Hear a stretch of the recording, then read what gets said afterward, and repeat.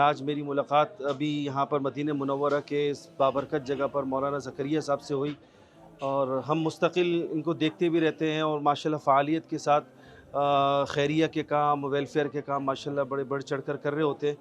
लेकिन एक अजीब, एक यूनिक काम जो है मैं आज इन्होंने मुझे जब कारगुज़ारी सुनाई, बल्कि इनसे पहले जब मैं यहाँ पहुँचा था तो काफ़ी लोगों में ये बात फैली हुई थी कि माशाल्लाह एक पूरा डेलीगेशन, एक पूरा वफ़द जो है उसमें मीर कारवां मौलाना ज़करिया साहब, इसी तरह मैसेज टीवी के जो ज़िम्मेदार है अब्दुल मतीन साहब, और इस तरह उनके साथ-साथ बांग्लादेश के उलमा, पाकिस्तान के उलमा और मुख्तलिफ़ अमरीका के उलमा और दीगर जगहों के उलमा, 13 ममालिक के अफ़राद माशाल्लाह उन्होंने मक्के मुकर्रमा से हिजरत यानी पैदल चलकर मदीना मुनव्वरा तक पहुँचे और बाकायदा रास्तों में रुक रुक कर उन मकामात पर जहाँ पर आप अलैहिस्सलातु वस्सलाम रुके थे, जहाँ पर उन्होंने 2 रकात पढ़ी, जहाँ पर उन्होंने रुक कर आराम किया, तो उन मकामात पर ये हज़रात भी रुकते हुए गए।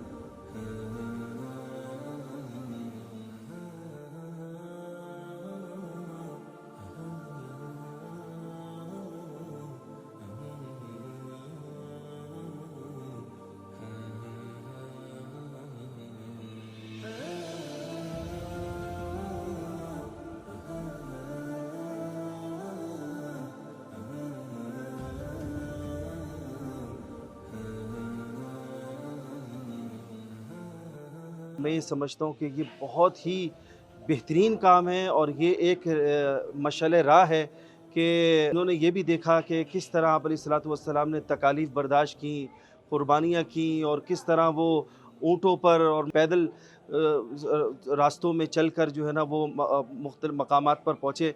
तो मैं ये समझता हूँ कि ये बहुत बड़ा काम है। अल्लाह ताला इनकी इस काविश को और इनकी इस मेहनत को कबूल फ़रमाए।